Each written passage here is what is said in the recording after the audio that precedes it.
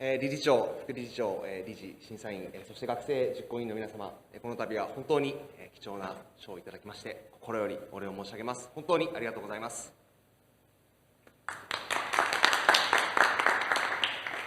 本当にこのコロナ禍の中において、たくさんの困難があって、今日の開催が実現したものと考えております。まず、この会が無事開催されたことが、まずこの若者力大賞の意思を表しているものなんだなと、改めて皆さんのスピーチを伺いながら、深く感じておりました。ありがとうございます。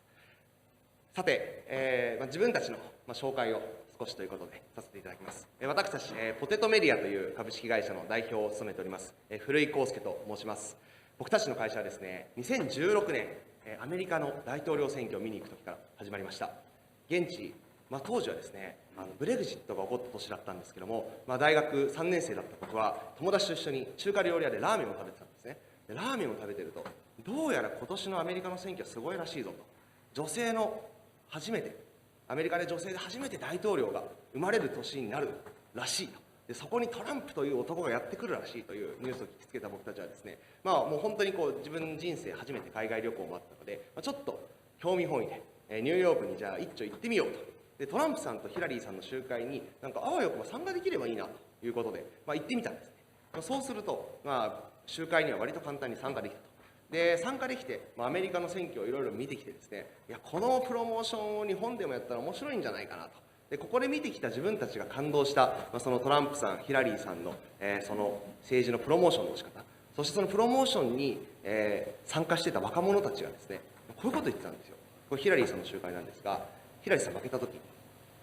私たちのアイデンティティが否定されたと、そう言って泣いてたんですね。例えば日本で女性の総理大臣が誕生できなかった時に、どれだけの方が涙を流すんだろうと僕は思ったわけですよ。彼ら彼女らは自分たちの人生をこの政治に重ね合わせてかけて、それぐらい参加して政治に参加してたんだなと。でそれはもちろん一つプロモーションの手法だけではないですし、ただ発信することだけではないですが、こういったアメリカで見てきたものを日本に何とか持ち帰れないかなと思って作ったのが、ポテトでした。ポテトはですね、なので最初、まずはアメリカ大統領選で見てきた、あれこれを、YouTuber のように動画でまとめて、それを配信するというのをやったんですね。で、自分たちが見てきたものはこんなに面白かったぞ、みたいな感じでいろいろ話をしていくわけなんですが、ただ動画を作って、その旅行に行ってきて、動画を作って、発信するだけだと。ただ一過性のものに終わっちゃうと思うんですが、それを、これから僕たち何がし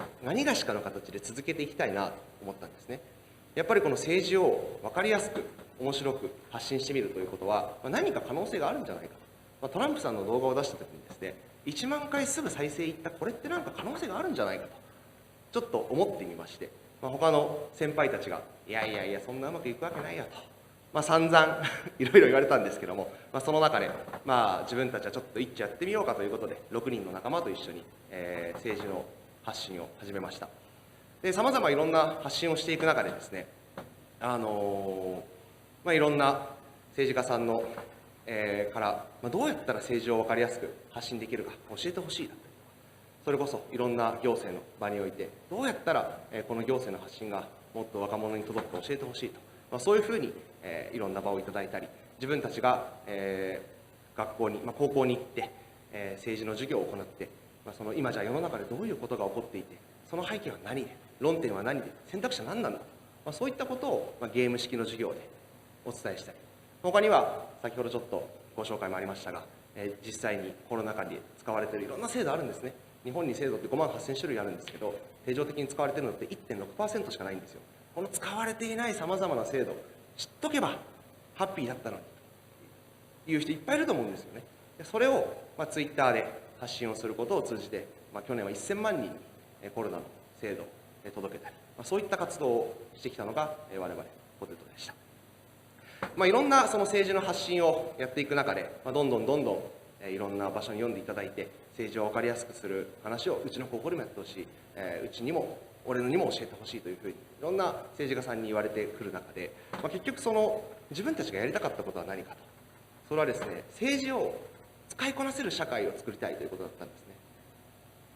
自分たち、僕の話になるんですけども、自分が中学校1年生2年生の時かな、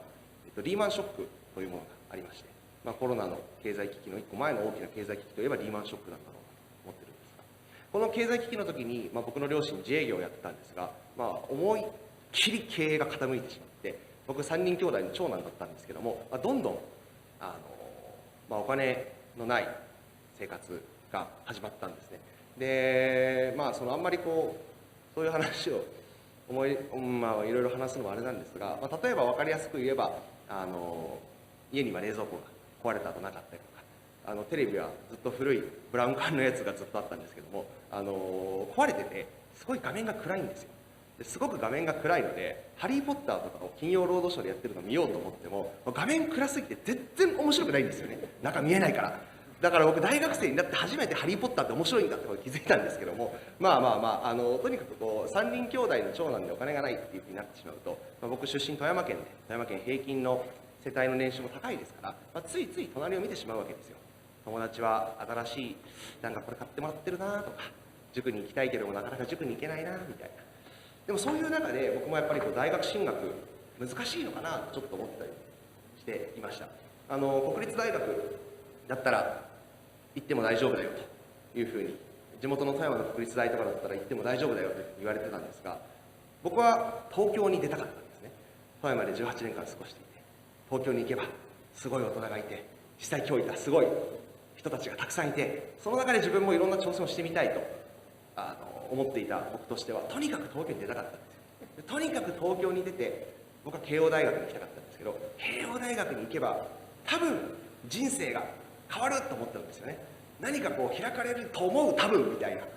根拠はないですから。でもうなかなかお金が厳しくて慶応には行けないよと、難しい難しいと言われる中で、4年大学違う高校3年生の春覚えてるんですけど、今でも掃除をしてた時に黒板って前と後ろにあって背面黒板ってあるんですけど、この背面黒板にですね奨学金の募集が貼ってあったんですよ。で僕の両親は両方大学に行ってないので、奨学金という存在をよく、彼らも分かってなかったと思いますし、僕もよく分かってなかったんですよね。でだから給付と貸与ってあると思うんですけど、給付ってこれもらえるの本当にみたいなのすごい気になってめっちゃ問い合わせたの覚えてるんですけど、とにかくその奨学金に僕は出会えたことで、これに受かれば僕は東京に行けると。でこれに受かって受験勉強合格したら俺は慶応に行けるんだということに希望を持ってですね、僕は受験勉強を頑張って、無事大学に合格することができたんですけども、その後自分の弟も、2番目の弟も3番目の弟も、国立大学の、寮が一番安いところを選んで進学したりだったりとか、一番下の弟は今はその大学の授業料免除のおかげで大学進学ができていたりとか、やっぱり自分たちがこうやって生きていきたいなと思った時にそれを支えてくれたのは政治だったんですよ。僕の中で政治って選挙とかなんかそう汚いものとかお金とか女とかそういうのじゃなくて、僕の中での政治は自分が一人じゃ越えられないと思った壁をみんなの力で越えさせてくれる、なんかそういうツールだったんですよね。一人じゃ越えられない壁を越えさせてくれるし、何か挑戦しようと思った時に応援してくれるもの、それが政治で、みんなが一生懸命働いて稼いだお金を集めて、でそのお金を使って何か挑戦したいと思った人たちのところにそれが振り分けられていって、でそうやってスタートラインを揃えてくれるからチャレンジができる。そういう政治の持っている力を僕はもっと届けたいと思ったし、さっき制度の話をしたのは本当にたくさんの制度使われてない、知られてないっていうことで届いていないことはもう本当にもったいないことだなと思ったんですね。だから今もこういった活動を続けていますし、これからもこういった発信を増やしていきたいなと思ってるんですが、その中ででもやっぱり今こうやって立たせていただいているのは、自分の両親がすごく愛情深く育ててくれたからだなということを改めて今すごく感じています。さっきちょっといろんな人にやんや言われたって話をちょっとしましたけど、やっぱり自分が慶応大学に行くって言った時とか、自分がこういうふうにやっていきたいんだっていう話をした時に、いろいろいやそんなの無理だよとか難しいよっていうふうに言われたんですけど、でも僕小学校ぐらいの時に言われたうちの父と母の言葉をすごい覚えていて、世界中の誰が敵になっても全員が敵になっても私たちはあなたの味方だと僕は言ってもらったんですよね。やっぱりどんだけみんなが僕の敵になったとしても、僕がやろうとしていること違うって言ったとしても、自分のことを応援し続けてくれる人がいるってすごく力になるんだなっていうことを今改めて感じています。そしてやっぱりこのポテトを進めていくときにも、自分がこういうことをやりたい、政治を分かりやすくしたい、政治を使いこなせる社会を作りたいんだと、そのためにもっと政治を発信していかなきゃいけないし、学校に行かなきゃいけないし、もっとこういうこともやって、ああいうこともやってっていうことを言ったときに、それを応援してくださるやっぱり仲間がいて、うちの会社今5期目で13人の社員になったんですが、この仲間がいて、そしてこうやって今日応援いただける大人の方々がいて、僕らがこの5期目を迎えるまでにたくさんチャンスをくださった方々がいて、それで今自分たちがそれができていると思ったときに、さっき独りよがりの話をされてましたけど、自分がこれだと思ったものをとにかく一生懸命やってみると、そうすると多分誰かがそれええんちゃうと、応援するよというふうに言っていただけて、仮にそれが別に誰も応援してくれなかったら、それはそれでいいんですよ、多分。でそれでもっと新しいやりたいことが見つかればそれをやっていけばいいと思うし、それでもそれをやり続けたいと思えばそれを僕は続けたらいいと思うし、そうやって自分の生きたい人生を生きていくっていうことをこういう大人たちが応援してくれてるんだろうなっていうのをすごく今感じましたし、自分たちがこの政治を使いこなせる社会の先に、それはお金がなかろうが、自分がどういう生まれだろうが、それが例えばセクシャリティでも名字でも何でもいいんですよ。そういういろんなものがあっても自分が生きたい人生を生きていけるっていうような、そういう社会を作っていけるように、これからもポテトは政治を皆さんのところに届けて、政治の可能性を届けて、政治を使って、別に政治を使うっていいことだと思うんですよね。皆さんが持ってるその力を使って、もっともっと自分が生きていきたい世の中を、自分が生きていきたい人生をみんなで実現できる社会を作る挑戦をこれからも頑張っていきたいなと思っております。今日は本当に素敵な賞をいただきありがとうございました。古井さん、ありがとうございました。今一度大きな拍手をお送りください。おめでとうございます。